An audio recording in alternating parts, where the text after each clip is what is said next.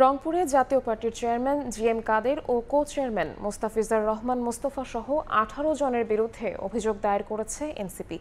শনিবার রাতে জাতীয় নাগরিক পার্টি এনসিপি রংপুরের সংগঠক আলমগীর রহমান নয়ন বাদী হয়ে কোতোয়ালি থানায় এজাহার দায়ের করেন। এজাহারে জিএম কাদের ও মুস্তাফিজুর রহমান মোস্তফা সহ 18 জন নেতাকর্মীর বিরুদ্ধে মামলার অনুরোধ করা হয়। এর আগে 30 মে জিএম কাদেরের গ্রেফতারের দাবিতে বৈষম্য বিরোধী ছাত্র আন্দোলনের ব্যানারে রংপুর প্রেসক্লাব থেকে একটি বিক্ষোভ মিছিল হয়। মিছিলটি জিএম কাদেরের বাড়ির সামনে পৌঁছালে জাতীয় পার্টির নেতাকর্মীরা ককটেল বিস্ফোরণ করেন বলে অভিযোগ এনসিপি নেতাকর্মীদের। জাতীয় পার্টির যারা দোষর ছিলেন তারা আমাদের ছাত্র ভাইদের উপর অন্যায়ভাবে হামলা করেছে।